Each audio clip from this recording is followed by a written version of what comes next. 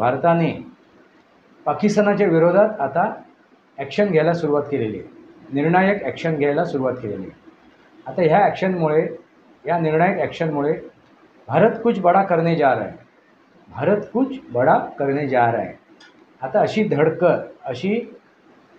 धडधड पाकिस्तानच्या मनात भरली आहे, असा धसका पाकिस्तानने घेतला आहे, भारत कुछ बड़ा करने जा रहा है।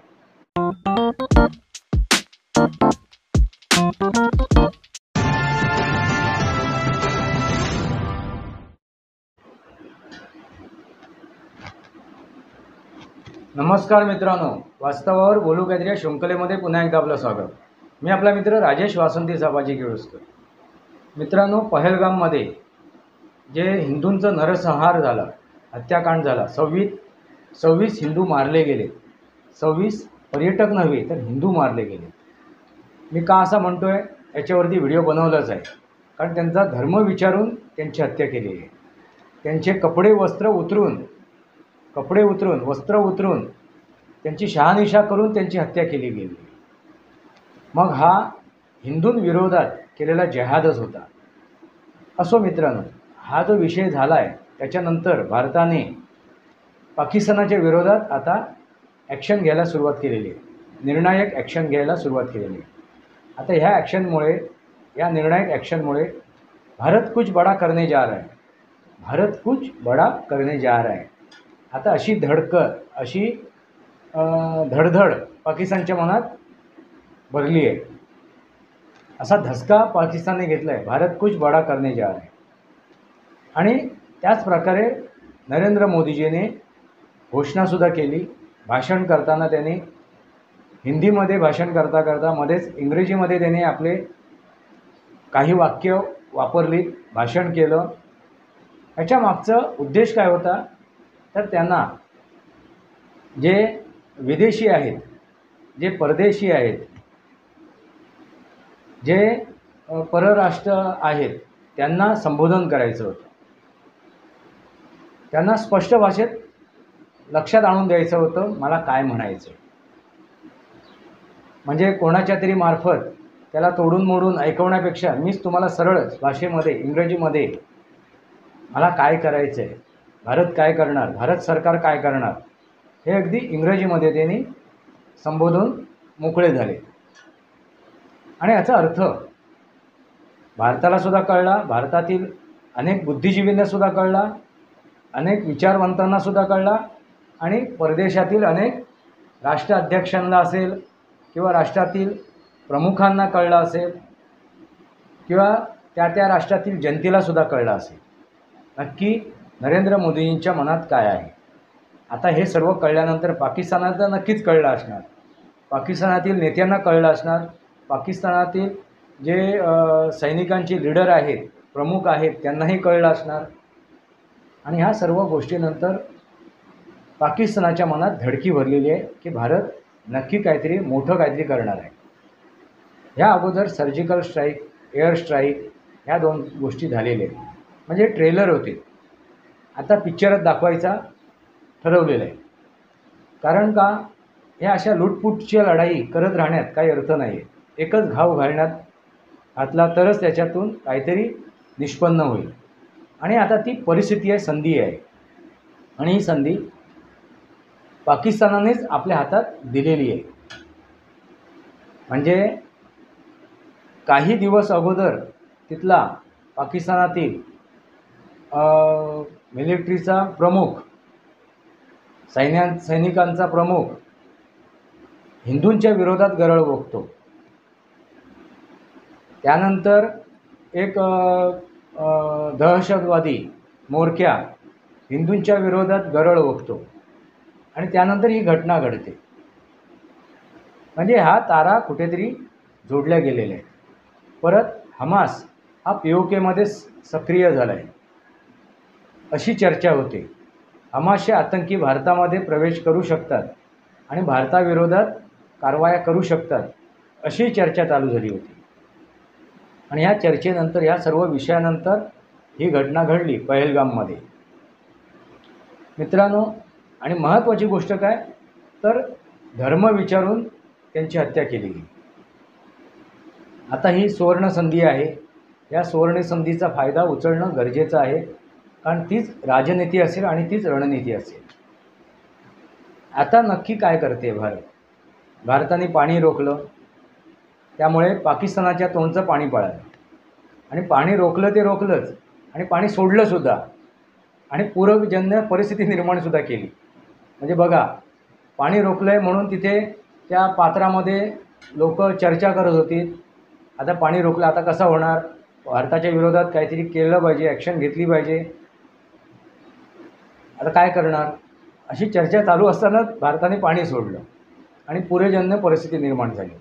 पिकं वाहून गेली, बरंच नुकसान झालं. म्हणजे भारत नक्की काय करणार? म्हणजे जो करार झाला होता पाण्यासंदर्भात, तो करारही रद्द करण्यात आला. मित्रांनो, अशी एक एक आघात घालायला सुरुवात केली. डिजिटल जो माध्यम आहेत त्यांच्यावरसुद्धा बंदी आणण्यात आलेली आहे, पाकिस्तानी डिजिटल माध्यमांवरती. दुसरी गोष्ट, पाकिस्तानी जे नागरिक भारतामध्ये वास्तव्य करत होते, जे विजा घेऊन आले होते आणि लॉंग विजानं इथे राहत होते, अशा नागरिकांनासुद्धा, मेडिकलसाठी आले होते, वैद्यकीय उपचारासाठी आले होते, अशा सगळ्या पाकिस्तानी नागरिकांना परत पाठवण्यात आलं. त्यांना मायदेशी जाण्याचा हुकूम देण्यात आला. त्यांना एक डेडलाईन देण्यात आली की ह्या 29 तारखेच्या अगोदर तुम्ही आपल्या मायदेशी परता, अन्यथा तुमच्यावरती कारवाई केली जाईल, तुम्हाला इतका इतका दंड ठोठावला जाईल, नाहीतर तुम्हाला कारागृहात जावं लागेल, वगैरे वगैरे. मित्रांनो, ह्या सर्व गोष्टी ज्या घडत आहेत, हे सुरुवातीच्या केलेल्या ॲक्शन्स आहेत. ह्या सगळ्या ॲक्शनमुळे, ह्या सगळ्या कृतीमुळे जे पाकिस्तानाचे नागरिक आहेत त्यांच्याही मनात कुठेतरी संभ्रम निर्माण झाला आहे, कुठेतरी काहूर माजते आहे. आता हा प्रकार करण्याचा मागचा उद्देश काय? बरेच पाकिस्तानी नागरिक म्हणत आहेत, आमचा काय इथे दोष होता, आम्ही काय केलं, करणाऱ्याने करून गेला, तो अतिरेकी येऊन त्याने हे कांड केला, हे हत्याकांड केलं, आमचा काय दोष आहे. त्यांनाही कळावं, पाकिस्तानी नागरिकांनाही कळावं, आपल्या देशामुळे, आपल्या देशातील नेत्यांमुळे किंवा अतिरेक्यांमुळे, अतिरेक्यांच्या म्होरक्यांमुळे आपल्याला काय काय सोसावं लागते, काय काय परिस्थिती आपल्यावरती ओढवते, ही त्या त्या नागरिकांना कळावं, त्यांच्या नागरिकांना कळावं. हा ह्याच्या मागचा उद्देश आहे. ज्यावेळी हे नागरिक परत जातील, त्यांच्यावरती जो बंधनं लादली गेली आहेत, त्या बंधनांमुळे त्यांचं आता काय जे काय नुकसान होणार आहे, त्या नुकसानावरती ते भारताला शिव्या घालणारच आहेत, पण त्याबरोबर ते पाकिस्तानालाही शिव्या घालणार आहेत, त्या पाकिस्तानालाही शिव्या घालणार आहेत. कारण भारताविरोधातच आहेत. मग पाकिस्तानी असो किंवा आणखीन बांगलादेशी असो किंवा आणखी कुठलाही मुसलमान असो, हा भारत विरोधीच आहे. आणि त्याने वेळोवेळी पदोपदी ही गोष्ट दाखवून दिलेली आहे. पण इथे जे पाकिस्तानी नागरिक परत गेले आहेत, त्यांचं जे नुकसान झालं आहे, आर्थिक झालेलं असेल, मानसिक झालं असेल, शारीरिक झाले असेल, ते नुकसान ते भरून काढू शकत नाही. त्यामुळे भारताबरोबर ते पाकिस्तानालाही दोष देणार आहे, हे समजून घेणंसुद्धा गरजेचं आहे. आणि ज्यावेळी पाकिस्तानामध्ये हा उद्रेक उठेल, परत बलुचिस्तान, सिंध प्रांत, ह्या प्रत्येक ह्याच्यावरती त्यांच्या त्या पायरीवरती ज्यावेळी उद्रेक निर्माण होईल, आधीच बलुचिस्तानमध्ये उद्रेक आहेच, आधीच सिंधमध्ये उद्रेक आहेच, पंजाबमध्ये सुद्धा उद्रेक आहे, पाकिस्तानमध्ये कराचीमध्ये प्रत्येक शहरामध्ये उद्रेक आहे. तो त्राहिमाम झालेला नागरिक उपाशी मरतोय, भुकेने मरतोय, भुके कंगाल झालेला आहे पाकिस्तान, आणि सामान्य नागरिक उपाशाने मरतोय. त्यांना त्यांच्या ज्या गरजा आहेत, नित्य गरजा, त्या पूर्ण होत नाही आहेत. अशा वेळेला जर त्यांच्यावरती युद्ध लादलं गेलं आणि ह्या युद्धाचा बोजा जर त्यांच्यावरती पडला तर काय होईल? अणुबॉम्बपेक्षा हा मोठा बॉम्ब त्यांच्यावरती पडेल, अणुबॉम्बपेक्षा, परमाणु बॉम्बपेक्षा. कारण परमाणु बॉम्ब पडल्यानंतर पूर्ण एकदा विध्वंस होऊन जाते, मृत्युमुखी लोक पडतात. पण हा बॉम्ब पडल्यानंतर जिवंत राहून माणूस मरण याचना करणार, जिवंत राहून माणूस मरण याचना करणार, कारण भुके कंगाल होणार.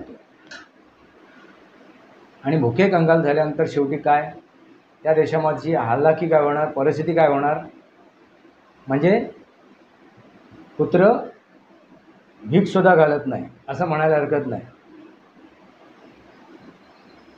अशी परिस्थिती त्या पाकिस्तानवरती निर्माण होणार. मोठं काहीतरी होणार आहे, नक्की काहीतरी होणार आहे आणि नक्की होणार आहे. आणि तशीच ग्रहस्थितीसुद्धा तशी आहे. ज्योतिषी शास्त्राच्या माध्यमातून जर आपण अभ्यास केला, विचार केला, तर ग्रहस्थितीसुद्धा तशी आहे. आणि त्या ग्रहस्थितीमुळे ही परिस्थिती पाकिस्तानावरती 100% ओढवणार आहे आणि पाकिस्तानाची अनेक शकलं पडणार आहेत. याच्याबद्दल दुमत नाही आहे. मित्रांनो, तुम्हाला काय वाटते, ही वेळ पाकिस्तानावरती यावी का?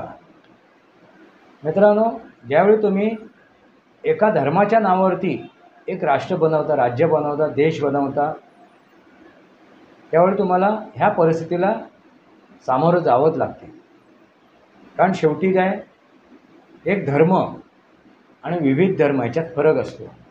जर तुम्हाला तुमच्या देशात विविध धर्माला स्थान नाही आहे, गैर मुसलमानांना स्थान नाही आहे, तर तुम्हाला साथ कोण देणार? आणि आता ग्लोबल म्हणजे आंतरराष्ट्रीय स्तरावरती सुद्धा पाकिस्तानाला कुठूनही मदत मिळत नाही. एकतर चीन मदत करेल, पण तो कितपत करेल, कारण तो सुद्धा खड्ड्यात आहे, त्याच्यातसुद्धा क्रायसिस आहे, त्यांच्यासुद्धा चीनमध्ये सुद्धा अनेक संकटं उभी राहिलेली आहे, आर्थिक संकट आहे. आणि अशा परिस्थितीनं नागड्यासमोर उघडा उभा राहिला किंवा उघड्यासमोर नागडा उभा राहिला, ही परिस्थिती निर्माण होऊ शकते. दुसरा एक देश आहे तो म्हणजे कतर. आता कतरचे कतर करायला वेळ लागणार नाही. आणि इस्रायलसारखा देश जर भारताच्या सोबत उभा राहिला, तर इतर देश जे भारताच्या विरोधात उभा राहण्याचा प्रयत्न करतील, त्यांची काय अवस्था होईल? कारण इस्रायलची जी शक्ती आहे, सैन्य सामर्थ्य आहे, आणि भारताची जी शक्ती आहे, सैन्य सामर्थ्य आहे, ह्यांची जर एकत्रितपणा झाला तर काय होईल? आणि ती स्थिती दिसूनसुद्धा आली. इस्रायलचे परराष्ट्रमंत्री आणि भारताचे परराष्ट्र सचिव यांची जेवढी चर्चा झाली, त्या चर्चेमध्ये इस्रायलने भारताला सरळ हस्ते मदत करण्याची तयारी दाखवली आहे. आता ही गोष्ट बोलल्यानंतर, ही गोष्ट ऐकल्यानंतर पाकिस्तानाच्या पायाखालची जमीनच सरकली.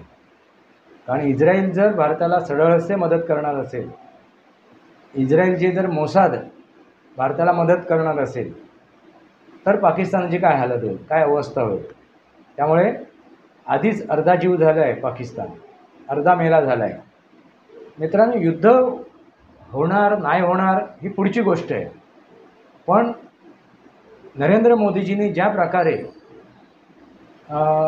आपले वक्तव्य बॉम्ब टाकलं आहे, आपले विचार बॉम्ब टाकलं आहे, आपल्या भाषणातून जे काही शब्द उच्चारले आहेत, त्या बॉम्बमुळे, त्या शब्दांमध्येच अर्धा अधिक पाकिस्तान काय झालं आहे, घायाळ झालेलं आहे, नेस्तानाबूत झालेलं आहे. मग तुम्ही विचार करा, जर खरोखर युद्ध सुरू झालं, खरोखर भारताने पाकिस्तानवरती प्रहार केला, तर पाकिस्तानची काय अवस्था होईल, काय स्थिती होईल? मित्रांनो, तुम्हाला काय वाटते? आपले विचार कमेंट बॉक्समध्ये म्हणा. हे जे काय चाललं आहे, म्हणजे पहिले मानसिकरित्या पाकिस्तानाला दुबळं करायचं. आता जे सगळे रणनीती आखली जाते, ज्या प्रकारे एक एक निर्णय घेतले जात आहेत, एक एक वक्तव्य केलं जाते, एक एक विचार मांडले जात आहेत, ग्लोबल जी चर्चा केली जाते, इतर देशांबरोबर जे भाष्य केलं जाते, चर्चा केली जाते, या सर्व गोष्टीचा जो मानसिक प्रभाव किंवा त्याचा मानसिक बोजा जो पाकिस्तानवर पडतोय, दबाव जो पडतोय, ह्या दबावामुळेच अधिक पाकिस्तान मरणावस्थेत गेलेला आहे, मृत अवस्थेत गेलेला आहे, अर्धा जीव त्याचा गेलेला आहे. म्हणजे पहिल्यांदा काय घडते आहे तर मानसिक खच्चीकरण करणं, पाकिस्तानाची मानसिक खच्चीकरण करण्याचा उद्योग नरेंद्र मोदीजी यांनी लावलेला आहे. आणि दुसरी महत्त्वाची गोष्ट काय आहे की नरेंद्र मोदीजी यांच्या सरकारला, भारत सरकारला विरोधी पक्षानेही अनुमोदन दिलं आहे की तुम्ही काही करा, आम्ही तुमच्या मागे उभे आहोत. हे पहिल्यांदा घडते आहे. भले मग त्यांचे नेते, इतर नेते मूर्खासारखे बरळत आहेत, बडबडत आहेत, ती गोष्ट वेगळी आहे. पण विरोधी पक्षांनी सुद्धा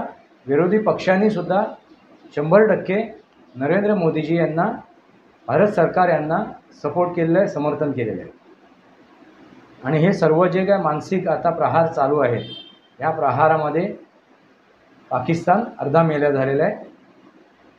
भारत सरकार भारत बडा कुछ करने जा रहा है, ह्याच धास्तीने पाकिस्तान अर्धा मेला झालेला आहे. तुम्हाला काय वाटते मित्रांनो, नक्की भारत काय करणार? हवाई हल्ला करणार की समुद्री हल्ला करणार की काय आपल्या जमिनीवरून हल्ला करणार? तुम्हाला काय वाटते, कुठल्या प्रकारचा हल्ला भारत करणार पाकिस्तानवरती? कुठल्या शहरावरती, कुठल्या राज्यावरती, पाकिस्तानाच्या कुठल्या भागावरती, कुठल्या स्थळावरती हल्ला करणार? तुम्हाला काय वाटते? जल,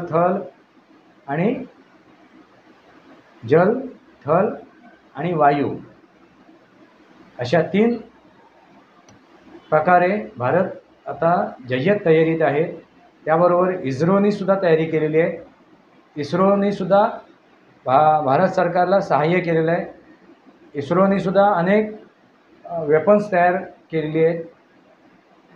आता ते ह्याच्यामध्ये काय म्हणतात त्याला, अवकाशामध्ये जे यान सोडले, त्या यानाचा सुद्धा कशा प्रकारे वापर केला जातील, कशा प्रकारे या युद्धामध्ये इस्रोसुद्धा मदत करेल, याचाही आता प्रश्न पडला आहे पाकिस्तानला. म्हणजे भारताने चारही बाजूने पाकिस्तानाची कोंडी केलेली आहे. तर मानसिक लेवलला पाकिस्तान अर्धा मेला झालेला आहे. तुम्हाला काय वाटते मित्रांनो? आपले विचार कमेंट बॉक्समध्ये मांडा. वास्तवावर बोलू काहीतरी शृंखलेला सबस्क्राईब करा, बेल आयकॉन दाबा, माझे विचार पडसे लाईक करा, आपले विचार कमेंट बॉक्समध्ये मांडा. तुर्तासित कर. भारत माता की जय. वंदे मातरम. जय भारत, जय महाराष्ट्र, जय